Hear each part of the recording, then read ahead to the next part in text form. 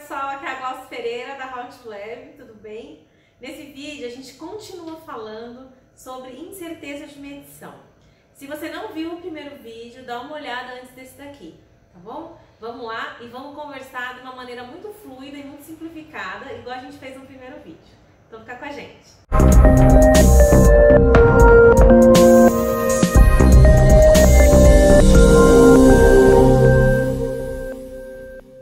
Nesse vídeo eu quero falar sobre os fatores das incertezas de medição, tá bom? No primeiro vídeo ele foi sobre o cálculo, né? A gente começou com o cálculo justamente para as pessoas não acharem que o cálculo é difícil ou ficarem o tempo todo assim, ai meu Deus, não vou conseguir fazer e tudo mais.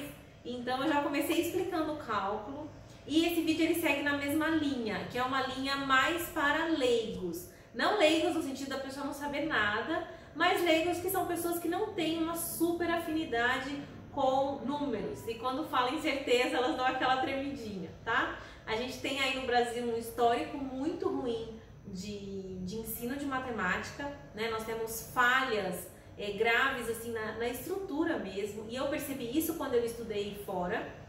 Quando eu fui fazer meu mestrado na 17025, eu tenho colegas assim da China, da Índia, o pessoal que calcula coisas que a gente não sabe calcular. Eles fazem raiz quadrada, por exemplo, não dos números que a gente decora, dos números inteiros. Eles sabem fazer de qualquer número, sabe assim? A gente tem falhas estruturais no ensino de matemática brasileiro que, assim, eu já sabia que era ruim, mas eu me deparei com isso fora. Isso porque eu fiz uma boa escola, fiz USP, fiz mestrado também, o outro mestrado anterior eu tinha feito na engenharia. Então, assim, eu não me considero uma pessoa tão ruim com números. E quando eu cheguei fora é que eu percebi que às vezes faltam conceitos básicos pra gente que seriam, assim, diferenciais no momento desse que a gente tem que encarar incerteza de medição.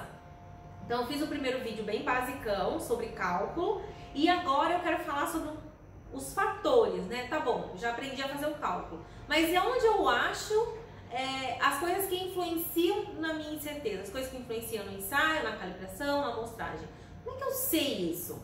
Então, esse vídeo aqui é pra gente falar desses tópicos, tá? Eu já dei essa aula algumas vezes, principalmente quando não é a aula de um curso de incerteza, mas as pessoas sempre pedem, ou no curso de interpretação, qualquer curso que eu já dei, as pessoas pedem, tipo, aquela palhinha, ai, será que no final você consegue falar um pouco de incerteza? Então, é um exercício que eu faço, ele acontece sempre dessa maneira que eu vou falar pra vocês. E as pessoas não se dão conta do que é realmente a incerteza. Então, se eu perguntar, quando eu pergunto, né, se a gente tivesse aqui tendo essa interação, mas nós não estamos, mas se eu perguntasse para as pessoas o que elas acham que influencia na incerteza, a maioria tem uma noção, né? Alguém fala assim, eu acho que meu equipamento influencia na minha incerteza. Eu acho que a minha calibração influencia na incerteza, que né, um laboratório de ensaio, a minha calibração influencia, um laboratório de calibração, a calibração inicial do Inmetro, de onde você estiver vendo esse vídeo, influencia na minha incerteza.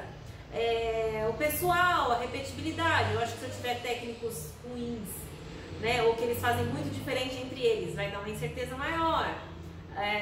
O jeito que eu manuseio esse meu equipamento, né, ou essa minha amostra, faz diferença? Faz diferença. As pessoas têm uma noção do que influencia o ensaio delas, né, ou a calibração, enfim, a incerteza combinada. Mas elas não têm segurança. E aí eu peço para você parar, olhar esses tópicos que eu falei: equipamento, calibração, manuseio, repetibilidade, reprodutibilidade, né, em relação aos técnicos. Se o seu laboratório é um laboratório bem feito, estruturalmente bem feito, né, sei lá, com uma boa bancada, linha elétrica, controle de temperatura,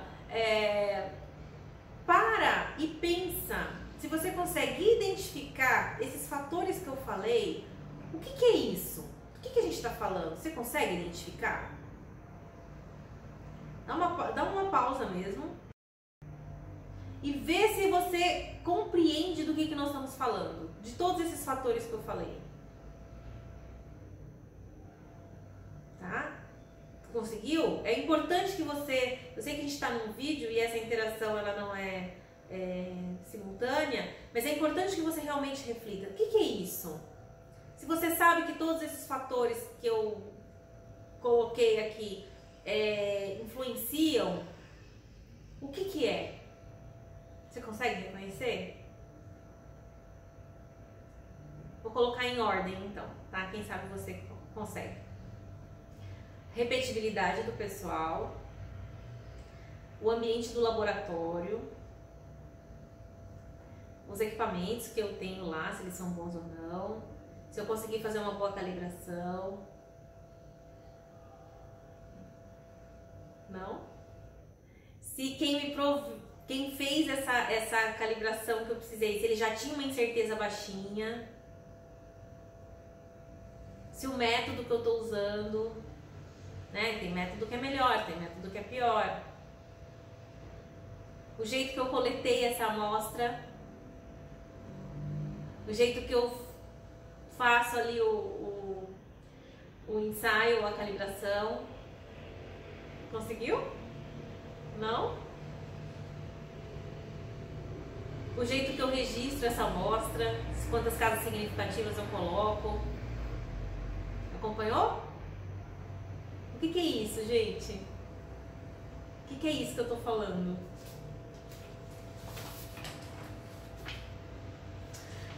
Ela, maravilhosa! Deixa eu botar o microfone. Ela, maravilhosa! Quem? Gente, a 17025! Os fatores que influenciam a incerteza de medição são a 17025! É disso que nós estamos fazendo aqui. É isso que nós estamos fazendo aqui. Ah, então por que eu ponho 17025 no meu laboratório? Para diminuir a incerteza. Para controlar. Qual que é a diferença de um laboratório que não controla nada e um laboratório que tem a 17025 implementada? Uma incerteza diferente, uma incerteza melhor para os laboratórios que cuidam. Então eu elimino os meus erros em relação ao pessoal, colocando treinamento, eu faço calibrações, eu faço padrões, compro equipamentos melhores, cuido das condições ambientais. Não é isso que nós estamos fazendo aqui? Se você não entendeu essa parte, você não sabe nada dessa daqui. É isso, a essência é essa. Então quando a pessoa vem falar assim, eu não sei quais são os fatores que eu considero na incerteza de medição, eu vejo que ela não entendeu nada. É o índice da norma. Fiquei brava, porque eu me empolgo. Então, recapitulando, a 17025 é sobre isso, é sobre ter um resultado mais confiável, um resultado melhor, tá? É o que a gente trata como competência, tá bom? Competência, tá no escopo dela, ó. Esse é o requisito para competência, imparcialidade e operação consistente. Ok? Então, toda essa parte da competência e de ter um resultado confiável é o que a gente faz nela, e isso vai resultar na incerteza depois. Esse é o ponto. Então, reveja todos os seus conceitos de por que você está implementando isso aqui. Você não está implementando isso aqui porque seu chefe mandou, porque isso aí são fatores externos. Mas a essência da 17025 existir é um resultado mais confiável. Resultado mais confiável significa uma incerteza menor. E uma incerteza menor significa que a gente controla os fatores que podem influenciar nessa incerteza. Tá? A gente elimina fontes de erros grosseiros, erros sistemáticos, e o que sobrar é a incerteza de medição. Tá bom? Então, um laboratório melhor vai ser aquele que tem uma incerteza menor. Tá? Então, em relação a fatores do que influencia, onde eu vejo os fatores? O índice aqui, né? Então, os fatores é justamente o que a gente está fazendo aqui. Pessoal, equipamento, instalações, o método, né? Quando eu seleciono um método inconscientemente, né? Indiretamente, eu estou colocando ali a incerteza que ele já traz com ele, tá? Então, tudo isso, a amostragem, o manuseio, gente, tá aqui, é a ordem. Até os provedores aqui no item 6.6, Se você tiver um provedor de calibração, por exemplo, que seja um provedor melhor, quer dizer, que ele tenha uma incerteza baixinha, quando você receber esse certificado e essa incerteza for entrar no seu cálculo, quanto melhor o fornecedor, mais baixa a incerteza dele, mais baixa a tua. Certo? Entendido? Então, qual que é o ponto do cálculo de incerteza? No vídeo anterior, eu já expliquei sobre como fazer o cálculo, bem por cima, mas expliquei o cálculo foi por cima, mas eu expliquei, na verdade, a essência do cálculo, tá? Agora é só uma questão, naquilo lá é só uma questão de Excel, agora você colocar a fórmula, mas expliquei o cálculo.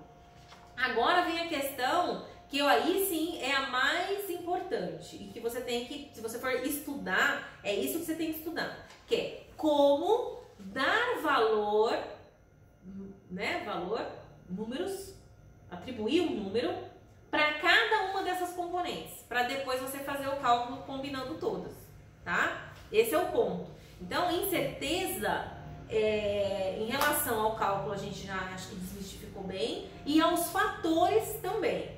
Agora, aí entra o especialista daquela calibração e daquele ensaio, tá? Aí sim você tem que estudar, isso influencia, porque às vezes um fator que é super importante no seu ensaio, para outro ensaio não tem nada a ver, certo? Não vai ter esse peso, tá? Aí entram as pessoas que conhecem do ensaio e da calibração. Aí entra o cálculo, mas escolher qual é o fator, estão todos aqui, tá? Eles vão entrar todos no seu cálculo da combinada.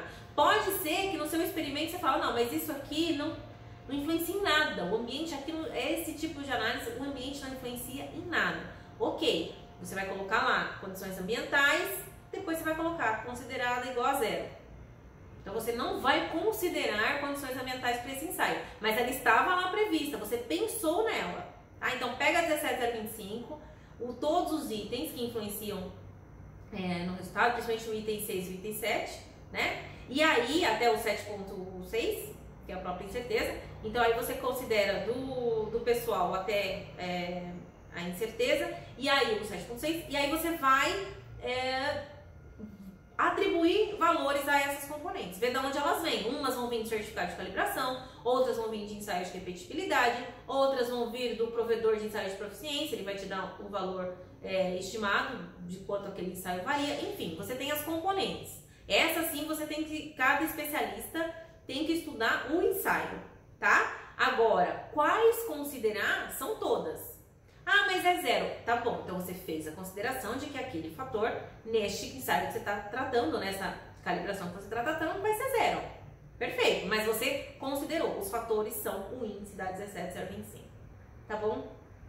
Então veja o vídeo 1 sobre como fazer o cálculo e esse aqui é o vídeo 2 sobre como escolher os fatores. Tá bom? Espero que tenha aí clareado e te dado um norte do que nós estamos fazendo aqui, tá? A 17025 é para diminuir a incerteza nos resultados. Ponto final.